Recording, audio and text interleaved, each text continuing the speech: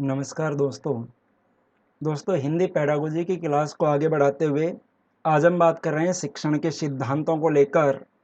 कल हमने बात की थी शिक्षण सूत्रों की, आज हम बात कर रहे हैं शिक्षण सिद्धांतों की। और कल से दोस्तों फिर हम स्टार्ट कर देंगे शिक्षण विधियाँ, जो आपकी शिक्षण की विधियाँ हैं, एक एक शिक्षण विधि की कल से हम बात करेंगे। चलिए आज की क्लास हम पढ़ लेते हैं। आज का आपका टॉपिक आपको बता दिया है शिक्षण के सिद्धांत। कौन कौन से सिद्धांत? देखिए, सबसे पहले सिद्धांत की मैं बात कर रहा हूँ। शिक्षण का सबसे पहला सिद्धांत जीवन से संबंध का सिद्धांत।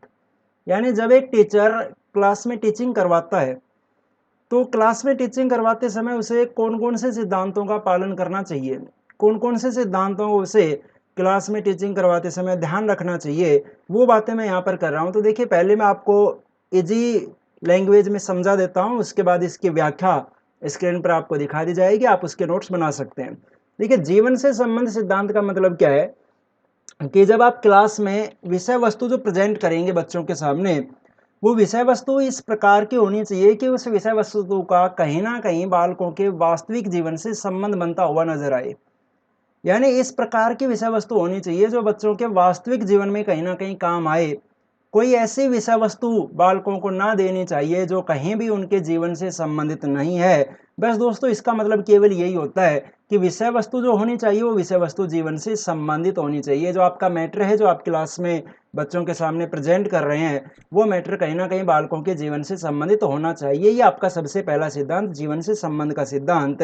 अगर आप नोट्स बनाना चाहते हैं तो देखिए, उचित लैंग्वेज में लिखा हुआ आप पढ़ सकते हैं कि विषय वस्तु का छात्रों के वास्तविक जीवन से संबंध स्थापित किया जाए। यानी ऐसी विषय वस्तु हो जो छात्रों के वास्तविक जीवन से संबंध रखती हो। विषय वस्तु का संबंध वास्तविक जीवन से जोड़ना इसलिए आवश्यक है क्योंकि जीवन से संबंध स्थापित किए बिना मानवीय संबंधों को समझना कठिन है। जब तक आप बालक की विषय वस्तु को दैनिक जीवन से संबंधित नहीं करेंगे, तब तक बालक मानवीय संबंधों को, समाज के संबंधों को, सामाजिक बंधनों को किसी भी रूप में नहीं समझ पाएगा। इसलिए जरूरी है कि जो विषय वस्तु है वो जीवन से संबंधित होनी चाहिए। चलिए दूसरे सिद्धांत की हम बात करें। दूसरा सिद्धांत है, देखिए, रुचि का सिद्धांत। पढ़ते ही आपको समझ में भी आ गया होगा कि क्लास में जब आप टीचिंग करवाने जाएंगे तो ये सबसे ज़्यादा ज़रूरी है कि आप जो विषय वस्तु आप पढ़ाना चाहते हैं उस विषय वस्तु के प्रति बालकों में रुचि जरूर जागृत करें। अगर बालकों में आप इंटरेस्ट क्रिएट नहीं कर पाए तो बालक उस चीज़ को बिल्कुल भी नहीं सीख पाएंगे। जैसे आपने साइकोलॉजी में पढ़ा होगा, थॉर्नडाइक का एक कथन आता है कि आप किसी घोड़े को तालाब के पास ले जा सकते हैं लेकिन आप उसे पानी नहीं पिला सकते, क्योंकि वो पानी तो तभी पिएगा जब उसकी स्वयं की रुचि होगी। तो सेम वही बात यहाँ पर आती है। दूसरा सिद्धांत काम करता है, रुचि का सिद्धांत, कि एक टीचर का ये सबसे जरूरी काम है कि वो क्लास में अपने विषय के प्रति, जो वो पढ़ाना चाहता है, जो उसका मैटर है, जो उसकी विषय वस्तु है, उस विषय वस्तु के प्रति बालकों में रुचि जागृत करे। तो चलिए उचित लैंग्वेज में इसको देख लेते हैं। बालक की जिस कार्य में रुचि होती है उसे वह ध्यान से करता है। ये आपको पता है कि जिस काम में हमारी रुचि होती है उसमें हमें उस काम को मन लगाकर करते हैं, जिसमें हमारा इंटरेस्ट होता है। कई बार मैंने क्लास में एक बात बोल ली है कि जिंदगी में हमेशा ऐसे पेशे का चयन करना जिसमें आपका इंटरेस्ट हो, जिसमें आपकी रुचि हो, फिर आपको जिंदगी में एक भी दिन काम नहीं करना पड़ेगा। क्योंकि जिस काम में आपकी रुचि है, जिस काम में आपका इंटरेस्ट है, वो आपको काम लगेगा ही नहीं, वो आपको बिल्कुल भी काम नहीं लगता है। लेकिन अगर आपने किसी ऐसे पेशे का चयन कर लिया, किसी ऐसे प्रोफेशन में यदि आप चले गए जिसमें आपका इंटरेस्ट नहीं है, तो फिर तो आपको छोटा सा काम भी एक तरीके से बोझ लगेगा। इसलिए किसी भी व्यक्ति की जिस काम में रुचि होती है वो उसे बड़े ध्यान से करता है, पूरी अपनी शक्ति लगा देता है, उसको पूर्ण करने में अपनी सारी शक्तियों को बालक लगा देता है। कोई भी व्यक्ति है, बालक है, जिस काम में रुचि है उसको पूरा करने के लिए वो अपनी सारी शक्तियों को लगा देता है। अतः शिक्षक को विषय वस्तु में छात्रों की रुचि जागृत करने के लिए विभिन्न साधनों का उपयोग करना चाहिए। ये आपकी जिम्मेदारी है कि आप किस प्रकार उनमें इंटरेस्ट क्रिएट करेंगे। जैसे जो अपना जेबीटी या बीएड में जो हम डेली लेसन प्लान बनाते थे, उसमें सबसे पहला पद आता था प्रस्तावना पद। वो प्रस्तावना जो पद होता है वो इसीलिए होता है, बालकों में रुचि जागृत करने के लिए ही होता है। क्योंकि प्रस्तावना पद में आपने देखे होंगे 3 4 5 प्रश्न, इजी प्रश्न डाले जाते हैं। जैसे हम आज जो टॉपिक पढ़ाना चाहते हैं, जाते ही हम सीधा क्लास में ये नहीं बताएंगे कि बेटा आज हम आप ये टॉपिक पढ़ाएंगे। सीधा हम 4 5 प्रश्न पूछते हैं उस टॉपिक से संबंधित। मान लीजिए 4 प्रश्न आपने बच्चों से पूछे, बच्चों ने उसका आंसर दे दिया, 5वां एक समस्यात्मक प्रश्न डाल दीजिए जहां पर जाकर बच्चा अटक जाएगा, वहां पर बच्चा उस प्रश्न का जवाब नहीं दे पाएगा। तो आप वहाँ से अपना टॉपिक स्टार्ट कर सकते हैं कि आज हम यहीं से पढ़ना स्टार्ट करते हैं। तो क्या हुआ कि बालकों में रुचि जागृत हो गई। अब बच्चे को ये लगने लगा कि सर ने 5 प्रश्न पूछे, 4 का मैंने आंसर दे दिया, 1 में मैं अटक गया, तो यानी मुझे ये भी सीखना है। तो ये सारे रुचि जागृत करने के लिए ही उपाय हैं सारे। तो इस प्रकार किसी भी प्रकार से किसी भी साधन का उपयोग करते हुए आपको अपने विषय वस्तु के प्रति बालकों में रुचि जागृत करना जरूरी है। यह आता है दोस्तों दूसरा सिद्धांत, रुचि का सिद्धांत। चलिए तीसरे सिद्धांत की हम बात करें, देखिए प्रेरणा का सिद्धांत। अब प्रेरणा के सिद्धांत का मतलब क्या है कि देखिए जो मोटिवेशन होता है, जो अभिप्रेरणा होती है, वो अभिप्रेरणा एक ऐसी शक्ति होती है जो व्यक्ति को कार्य करने के लिए प्रेरित करती है, जो व्यक्ति को क्रियाशील बना देती है। अगर आप क्लास में बच्चों को प्रेरित करते हैं तो उसका प्रभाव क्या पड़ेगा कि बच्चे अपने कार्य में रुचि लेने लग जाएंगे। और अगर बालक कार्य में रुचि लेने लग गए तो अभी आपने पढ़ा है, अगर उनकी रुचि जागृत हो गई तो उनकी जो सीखने की प्रक्रिया है वो थोड़ी सरल हो जाएगी, वो तेज गति से सीख पाएंगे, वो सरल तरीके से सीख पाएंगे। इसलिए जरूरी है कि आप किन्हीं भी साधनों का प्रयोग करते हुए बालकों को अभिप्रेरित करें, बालकों को मोटिवेट करें। ये कहता है दोस्तों प्रेरणा का सिद्धांत। चलिए समझते हैं इसको। देखिए प्रेरणा वह आंतरिक शक्ति है जो व्यक्ति को कार्य करने के लिए क्रियाशील करती है। मैंने आपको बता दिया था प्रेरणा, मोटिवेशन एक ऐसी पावर होती है, एक ऐसी इंटरनल पावर है जो किसी भी व्यक्ति को कार्य करने के लिए प्रेरित करती है, उसे क्रियाशील करती है। और प्रेरित हो जाने पर बालक स्वयं क्रियाशील हो जाता है, जिससे वह अपने आप कार्य में रुचि लेने लग जाता है। अगर बालक मोटिवेट हो गया तो अपने आप ही वो काम में इंटरेस्ट लेने लग जाएगा, जिससे उसके सीखने की प्रक्रिया सरल हो जाती है और तेज हो जाती है। तो अगर उसकी इंटरेस्ट हो गया, उसकी रुचि बन गई, तो उसकी जो सीखने की प्रक्रिया है वो सरल गति से सीखेगा, तेज गति से सीख पाएगा, सरल तरीके से सीख पाएगा, तेज गति से सीख पाएगा। तो ये कहता है दोस्तों तीसरा सिद्धांत, प्रेरणा का सिद्धांत। चलिए बात करते हैं चौथे सिद्धांत की। चौथा सिद्धांत आपके सामने है क्रियाशीलता का सिद्धांत। अब देखिए क्रियाशीलता का मतलब क्या है। आपने एक बात कभी नोटिस की हो कि बालक जो होते हैं, बच्चे जो होते हैं, वो जन्म से ही क्रियाशील होते हैं, वो फ्री नहीं बैठते। हम फिर भी थकान जैसे हमें हो जाती है, हम फ्री बैठ जाते हैं। बालक लगभग हर समय कुछ ना कुछ करता रहता है। बालक जन्म से ही उसका स्वभाव होता है कि वो क्रियाशील होता है। इसलिए बालक को क्लास में ये अवसर दिया जाना चाहिए कि वो स्वयं क्रिया करके सीखे। यानी क्रियाशीलता का मतलब है करके सीखने का सिद्धांत। आप इसे क्रियाशीलता का सिद्धांत भी कह सकते हैं, आप इसे करके सीखने का सिद्धांत भी कह सकते हैं, लर्निंग बाय डूइंग जिसे हम कहते हैं।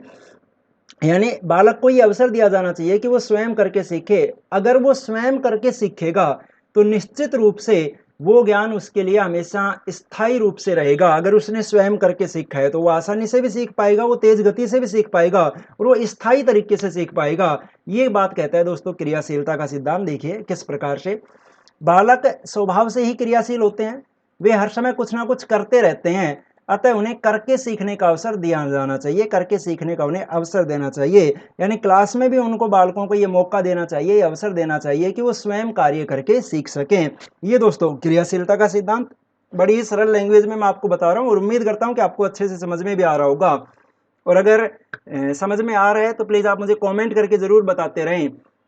और अभी तक यदि चैनल को सब्सक्राइब नहीं किया है तो प्लीज़ सब्सक्राइब करके बेल आइकन दबा लें, ताकि आगे जो भी वीडियो डाली जाए उनका नोटिफिकेशन आपको समय पर मिल जाए। और इसे ज़्यादा से ज़्यादा अपने दोस्तों के पास शेयर ज़रूर करें। तो चलिए दोस्तों बढ़ते हैं पांचवें सिद्धांत की ओर।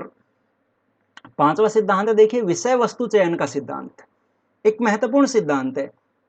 देखो जो नॉलेज है, जो ज्ञान है, उस ज्ञान की कोई कमी नहीं है। ज्ञान दोस्तों विस्तृत है, बहुत ज़्यादा विस्तृत है।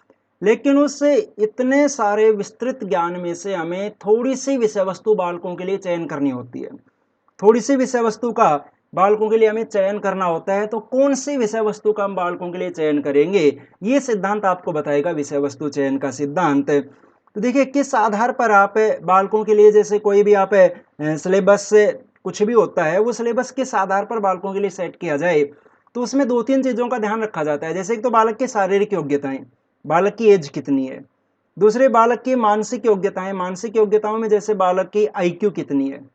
तीसरी बात बालक का इंटरेस्ट क्या होता है। जैसे अलग अलग एज के बालकों का अलग अलग इंटरेस्ट होता है। तो जैसे हम प्राइमरी लेवल पर बात करें तो प्राइमरी लेवल पर बालकों का जो इंटरेस्ट होता है वो बालक पिक्टोरियल मेथड से ज़्यादा सीखता है। तो आपने देखा होगा कि बालकों की, छोटे बालकों की जो प्राइमरी लेवल की जो किताबें होती हैं, जो बुक्स होती हैं, उनमें अगर कुछ भी चीज़ लिखी होती है साथ में उसकी पिक्चर ज़रूर बनी हुई होती है, क्योंकि वहाँ पर बालकों की रुचि होती है, पिक्चर्स में, तस्वीरों में रुचि होती है।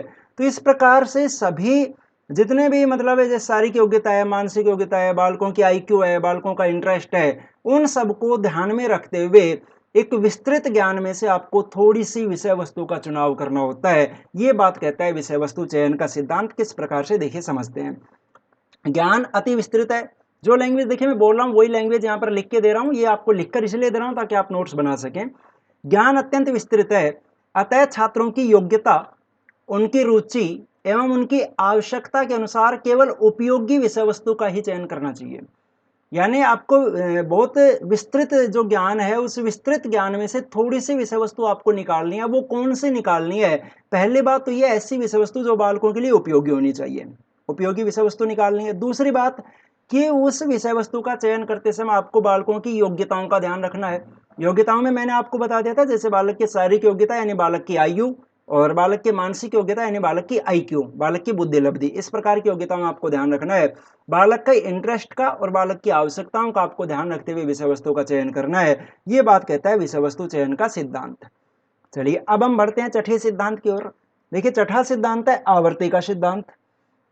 अब आवर्ती के सिद्धांत का मतलब क्या है कि सीखे हुए ज्ञान की बार बार आवर्ती करनी है, उसे बार बार दोहराना है, बार बार उसे रिपीट करना है। अगर आप बालक को कुछ भी सिखा रहे हैं तो सिखाए हुए का बार बार अभ्यास जरूर करवाएं। आप इसे आवर्ती का सिद्धांत भी कह सकते हैं, आप इसे अभ्यास का सिद्धांत भी कह सकते हैं। यदि आप सिखाए हुए ज्ञान के बार बार आवर्ती करवाएंगे तो बार बार आवर्ती करने से क्या होगा, बार बार अभ्यास करने से क्या होगा कि वो ज्ञान स्थायी ज्ञान में बदल जाएगा। क्योंकि अगर आपने बार बार अभ्यास नहीं करवाया तो कुछ समय के बाद बालक उसे भूल सकता है, कुछ समय के बाद बालक उसे भूल जाएगा। और अगर बार बार आप उसका अभ्यास करवा रहे हैं तो वो स्थायी ज्ञान में परिवर्तित हो जाएगा, वो स्थायी ज्ञान में बदल जाएगा। जैसे आपने एक पद लगभग सभी का पढ़ा हुआ होगा, करत करत अभ्यास ते जड़मती ओत सुजान, रस्सी आवत जाते सिल पर परत निशान। इसी प्रकार आपको क्लास में बार बार आवर्ती करवानी है, बार बार अभ्यास करवाना है। तो देखिए ये सीखे हुए ज्ञान को स्थायी बनाने के लिए समय अनुसार दोहराना चाहिए। यानी जो ज्ञान आपने बालकों को दिया है उसे बार बार समय के अनुसार उसे बार बार दोहराना चाहिए, अन्यथा दोहराने के अभाव में बालक सीखा गया ज्ञान भुला देंगे। अगर आपने बार बार अभ्यास नहीं करवाया, बार बार उसकी आवर्ती नहीं करवाई तो बालक उस ज्ञान को भुला सकते हैं। ये बात कहता है दोस्तों आवर्ती का सिद्धांत। चलिए बढ़ते हैं सातवें सिद्धांत की ओर। सातवां सिद्धांत देखिए व्यक्तिकता का सिद्धांत। अभी व्यक्तिकता का सिद्धांत क्या बात कहता है कि प्रत्येक बालक की जो व्यक्तिगत विभिन्नताएं प्रत्येक बालक में पाई जाती हैं। प्रत्येक बालक की रुचि अलग होती है, प्रत्येक बालक की आवश्यकताएं अलग हो सकती हैं, प्रत्येक बालक की आईक्यू अलग हो सकती है। यानी प्रत्येक बालक पर्सनली अलग अलग मिलेगा, प्रत्येक बालक की व्यक्तिगत भिन्नताएं अलग अलग मिलेंगी। इसलिए क्लास में आपको टीचिंग करवाते समय प्रत्येक बालक की भिन्नताओं पर, प्रत्येक बालक की योग्यताओं पर ध्यान देना जरूरी है। ये बात कहता है दोस्तों व्यक्तिगतता का सिद्धांत। किस प्रकार देखिए, प्रत्येक बालक में बुद्धि लब्धि यानी प्रत्येक बालक की आईक्यू, प्रत्येक बालक में परिपक्वता, प्रत्येक बालक की रुचि और प्रत्येक बालक की कार्य क्षमता भिन्न भिन्न पाई जाती है, या अलग अलग पाई जाती है। आईक्यू अलग होती है, परिपक्वता अलग होती है, उसका इंटरेस्ट अलग होता है, उसकी कार्य क्षमता अलग होती है। इसलिए शिक्षक के लिए आवश्यक है कि प्रत्येक बालक की व्यक्तिगत विभिन्नताओं को ध्यान में रखते हुए शिक्षण कार्य करे। टीचर के लिए जरूरी है कि वो प्रत्येक बालक के विभिन्नताओं को ध्यान में रखते हुए ही टीचिंग करवाए। ये बात कहता है दोस्तों सातवां सिद्धांत व्यक्तिगतता का सिद्धांत। चलिए बढ़ते हैं आठवें सिद्धांत की ओर। सॉरी दोस्तों, यह है आठवां सिद्धांत आपका नियोजन का सिद्धांत। चलिए आठवें नियोजन के सिद्धांत की हम बात करें। अब देखिए नियोजन के सिद्धांत का मतलब क्या है। अभी मैंने आपको बताया था कि ज्ञान जो है वो ज्ञान बहुत विस्तृत है, अनलिमिटेड है। अब उस विस्तृत ज्ञान में से आप थोड़ी सी विषय वस्तु बालकों के लिए निकालते हैं। अब जैसे देखो सीधा सा मैं आपको एक एग्जांपल से लेके चल रहा हूँ। आप कोई भी टॉपिक क्लास में पढ़ाना चाहते हैं तो उस टॉपिक को हम अलग अलग बुक से, अलग अलग कहीं से भी नोट्स वगैरह से, अलग अलग किताबों से हम उस टॉपिक को उठा लेते हैं, पढ़ लेते हैं। जो अपने बहुत सारे विस्तृत ज्ञान में से वो थोड़ी सी बातें आपने निकाल ली। अब क्या जरूरी है कि उनको क्रमबद्ध तरीके से, सही तरीके से नियोजित किया जाए, उनको सही तरीके से व्यवस्थित किया जाए। क्योंकि जब आप एक टॉपिक को अलग अलग जगह से आप उठाते हैं तो अलग अलग जगह से उठाएंगे तो वो क्रमबद्ध तरीके से तो होगा नहीं। तो आपके लिए जरूरी है कि आप उसे क्रमबद्ध तरीके से सेट करें, आप उसे एक तरीके से व्यवस्थित करें, आप उसे नियोजित करें। ये बात कहता है दोस्तों नियोजन का सिद्धांत। देखिए किस प्रकार से, अति विस्तृत ज्ञान से चुनी हुई प्रमुख बातें जब आप बहुत विस्तृत ज्ञान से कुछ प्रमुख बातें चुन लेते हैं तो उन बातों को छात्रों के समक्ष प्रस्तुत करने से पहले उनको नियोजित करना अनिवार्य है, उनको क्रमबद्ध तरीके से व्यवस्थित करना अनिवार्य है, क्योंकि नियोजन अपव्यय को रोकता है। अगर आप उसे नियोजित कर लेंगे तो क्लास में आप टाइम बचा सकते हैं, समय का व्यय नहीं होगा, और यह शिक्षक को व्यवस्थित एवं क्रमबद्ध होने में भी सहायता करता है। ये बात कहता है दोस्तों नियोजन का सिद्धांत, जो कि जरूरी है चुनी हुई बातों को, चुने हुए ज्ञान को एक व्यवस्थित तरीके से यानी क्रमबद्ध तरीके से व्यवस्थित करने में सहायक होता है। ये बात कहता है नियोजन का सिद्धांत। चलिए बात करते हैं 9वें सिद्धांत की। 9वां सिद्धांत है दोस्तों विभाजन का सिद्धांत। अब देखिए विभाजन का सिद्धांत क्या बात कहता है। विभाजन का सिद्धांत ये बात कहता है कि जो विषय वस्तु है जो आप क्लास में प्रेजेंट करने जा रहे हैं, उस विषय वस्तु को आप एक साथ पढ़ाने के बजाय उसे अलग अलग इकाइयों में विभाजित कर लेंगे। आप उसे अलग अलग पदों में, अलग अलग भागों में, अलग अलग सोपानों में यदि आप उसे विभाजित कर लेंगे तो छात्रों के लिए उसे सीखना सरल हो जाएगा। कल आपने शिक्षण सूत्र पढ़े थे, उसमें एक सूत्र आया था विश्लेषण, वो विश्लेषण वाला ही है। आप ये समझ लीजिए विभाजन का सिद्धांत है कि जैसे आप इकाई योजना भी आप जिसे कह सकते हैं कि विषय वस्तु को अलग अलग इकाइयों में बांटकर, अलग अलग पदों में, अलग अलग भागों में बांटकर शिक्षण करवाया जाना चाहिए। ये बात कहता है दोस्तों विभाजन का सिद्धांत। देखिए शिक्षक को अपने विषय वस्तु को सुगम बनाने के लिए उसका प्रस्तुतिकरण क्रमिक सोपानों या पदों में करना चाहिए। यानी जब विषय वस्तु को आप प्रस्तुत करेंगे तो उसका प्रस्तुतिकरण कैसे करेंगे, या तो सोपानों में या फिर उसे पदों में बांटकर उसका प्रस्तुतिकरण करेंगे। ये थे दोस्तों शिक्षण के सिद्धांत, जो शिक्षण के प्रमुख 9 सिद्धांतों की हमने बात की है। अब कल से आपकी क्लास दोस्तों स्टार्ट हो जाएगी, जो मेन मैटर की हम बात करेंगे शिक्षण विधियों की। कल से आपकी शिक्षण विधियां यहाँ पर शुरू कर दी जाएंगी। तो धन्यवाद दोस्तों, कल मिलते हैं फिर शिक्षण